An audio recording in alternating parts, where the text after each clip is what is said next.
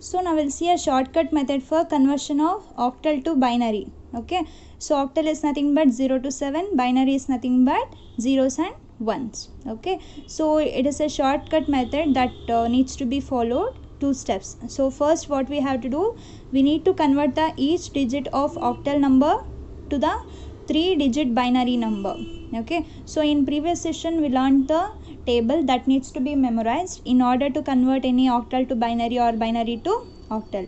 So in first step what we have to do, we need to convert the given octal number into equivalent binary digits of group 3. Okay, then we need to combine all the resulting binary groups into single binary number.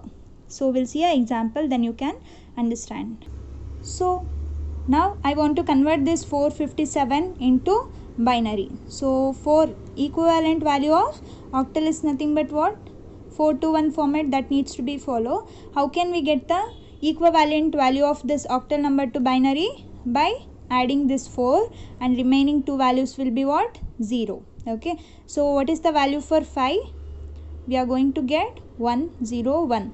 By summing this 4 and 1 we can get 5. Then how can we get 7? By adding all the 3 values, that is 4 to 1. So that 4 plus 2 6, 6 plus 1 7.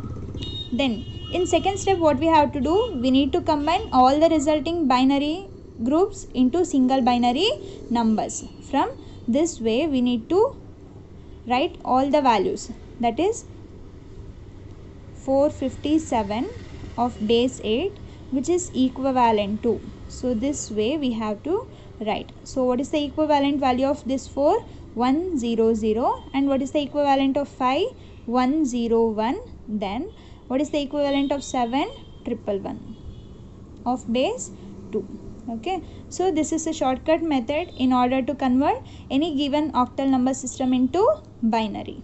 Okay, so you can get a same value of this octal number system by grouping this binary number system into 3, so that we can group this one and this and this. So we are going to get vice versa of this 457. Okay, so it's a shortcut method in order to convert any octal number system into binary. First we need to convert the given octal number system into equivalent binary digit value of group 3.